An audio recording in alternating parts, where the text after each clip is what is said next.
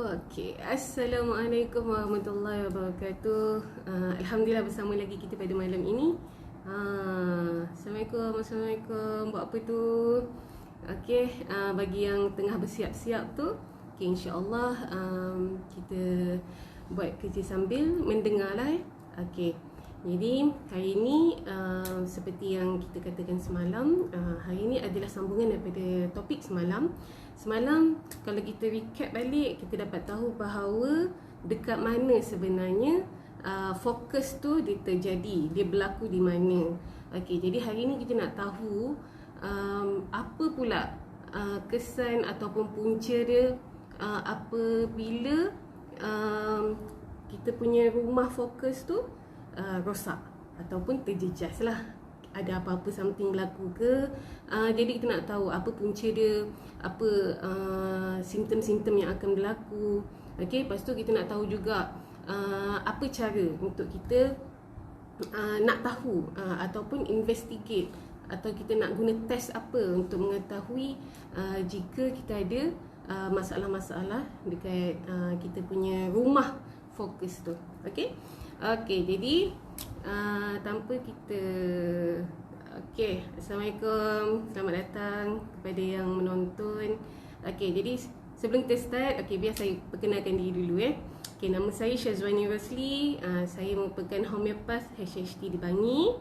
Okey, jadi bagi yang first time dengar HHT merupakan pusat rawatan homeopati herb terapi. Okey, jadi kita punya HQ kita berada di Melaka. Dan apa yang kami khidmat yang kami berikan kepada anda di luar sana adalah kami ingin membantu anda mendapat semula kesihatan fizikal dan emosi yang seimbang. Okey, supaya anda dapat menjalankan tugasan-tugasan harian anda dengan lebih efektif, lebih efisien, okey, dengan keadaan yang lebih cergas, lebih bertenaga, lebih berkeyakinan. Okey, tak kisahlah anda sahaja ataupun anak-anak anda maupun ibu bapa anda. Okey.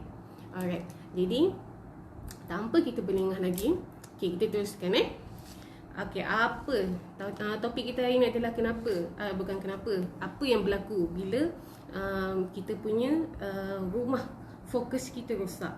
Okey. Jadi ingat tak rumah fokus tu kat mana? Okey, jadi rumah fokus saya namakan rumah lah rumah. Okey, jadi dia punya tempat utama bila kita fokus tu adalah di frontal lobe. Okey, macam kita cakap semalam lah. Okey, jadi bagi yang belum tengok lagi live semalam, okey, lepas ni boleh tengok semula Okey, jadi apa yang berlaku bila frontal lobe ni rosak? Okey, jadi bila terjadi sesuatu. Okey, lepas ni kita tengok apa yang sesuatu tu Okey. Selalunya bila sesuatu yang mengganggu kita punya rumah kita ni, rumah fokus kita ni, first kali adalah kita punya pemikiran kita boleh terjejas. Okey, bila pemikiran terjejas, fokus pun akan lari. Okey, fokus pun terjejas. Okey, lepas tu kan kita ada sebut juga, dia bukan hanya kognitif. Dekat frontal lobe ni, dia bukan sahaja dia in charge bahagian kognitif, dia juga in charge bahagian motor, pergerakan motor, bahagian tangan, kaki kan. Jadi mana yang di in charge tu semua akan terjejas. Okey, boleh.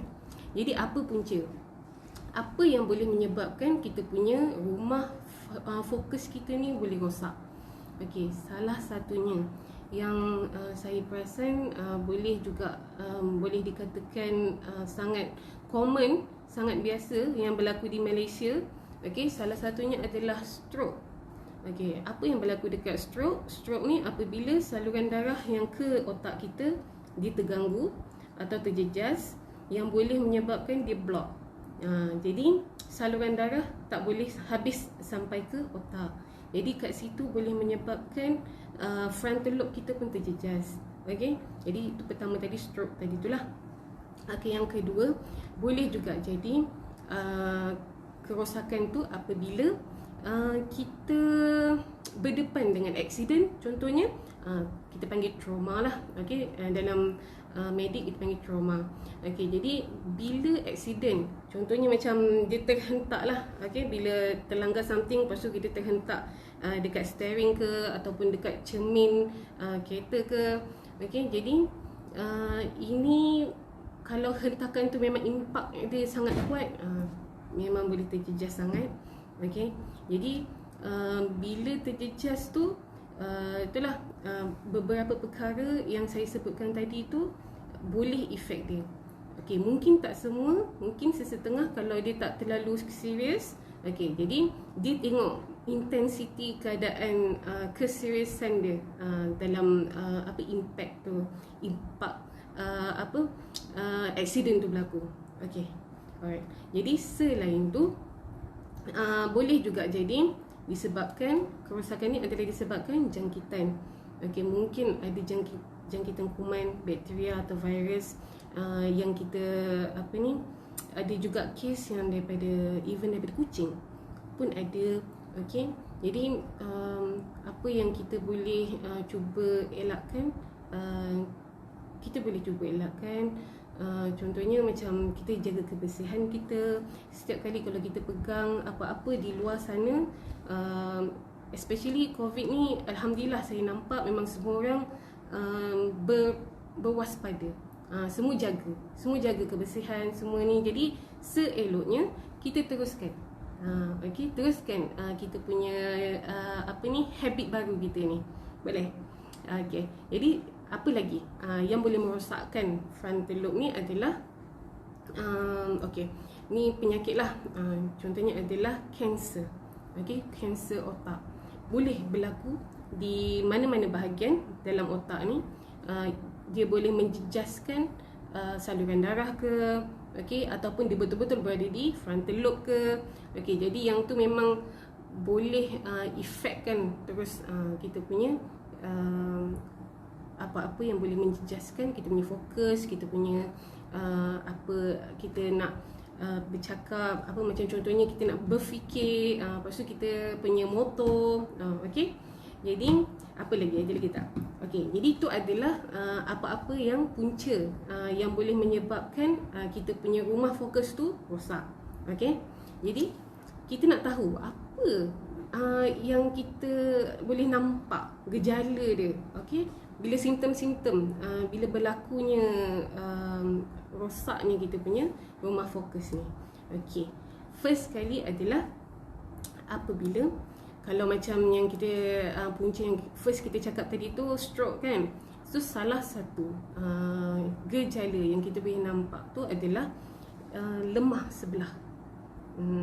Kita punya muka ke ataupun kepala kita, okey, dia punya, kita boleh rasa lemah sebelah kegunaan wajah kita ni. Okey. Alright. Itu adalah salah satunya lah. Okey, kemudian ada juga simptom yang kita boleh tiba-tiba jatuh tanpa ada apa-apa sebab. Kadang tu kita macam tersungkur ke kan, tapi ni kita tak buat apa-apa pun kita jatuh. Okey, jatuh tanpa sebab. Alright. Lepas tu tu bila fizikal lah, kini menjejaskan fizikal kita kan. Okey, apa yang menjejaskan kita punya minda pula, kita blur. Jadi blur tu kita susah nak fokus, kita tak boleh nak menyelesaikan masalah. Okey, kita nak berfikir secara waras tu pun susah. Okey. Lepas tu dia bukan sahaja efek dekat kita punya gangguan untuk kita berfikir, malah dia boleh mengganggu emosi kita juga. Kita boleh jadi kemurungan, okey, emosi kita tak stabil. Alright. Okey. Jadi tu adalah lebih kepada emosi lah bahagian. Lepas tu bahagian yang fokus tadi tu dia terjejas, dia jadi kurang fokus, dia jadi blur kan. Okey. Jadi selain daripada tu, dia juga terjejasnya dia punya kreativiti. Okey. Jadi sangat mengganggu apabila dia nak buat kerja-kerja, terutamanya bila kerja yang berkaitan dengan perlu berfikir. Rasanya semua kerja yang perlu berfikir kan. Okey. Lepas tu dia punya motor Tangan dan kaki dia pun susah untuk dikawal. Okey. Jadi ni adalah antara gejala-gejala ataupun simptom-simptom apabila kita nak tahu bahawa rumah fokus kita ni dah start terjejas. Okey, dah rosak ke. Okey, kita guna perkataan rosak lah. Okey.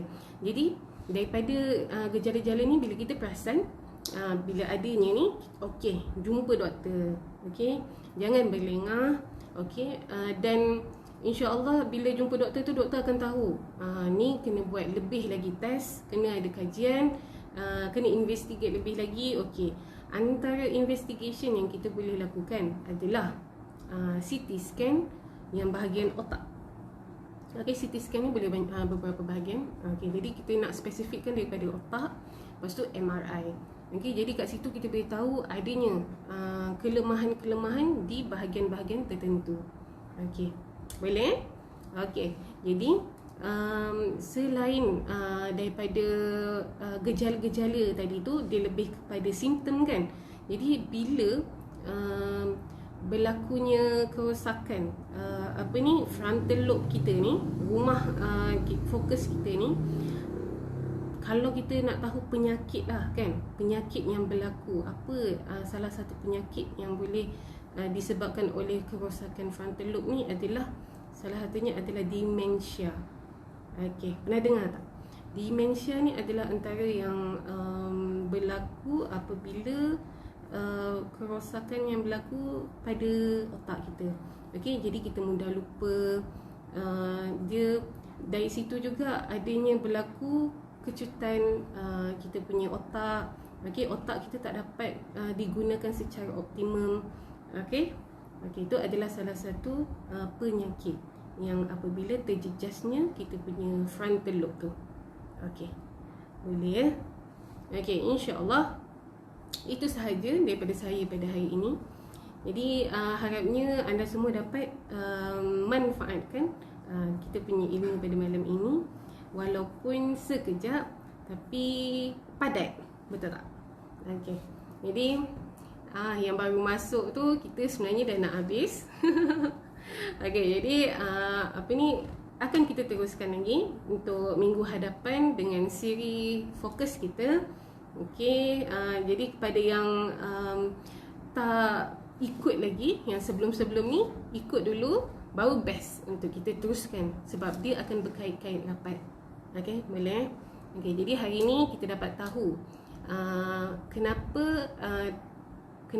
Jadi kenapa tu adalah punca dia lah. Kenapa dan bagaimana dia boleh menjejaskan kita punya fokus frontal lobe kita tu. Okey, frontal lobe tu lah. Kalau ada orang tanya lagi, rumah fokus tu apa? Rumah fokus tu adalah frontal lobe. Okey, okey, itu sahaja pada hari ini. InsyaAllah kita bertemu lagi pada minggu hadapan, InsyaAllah. Okey, Assalamualaikum.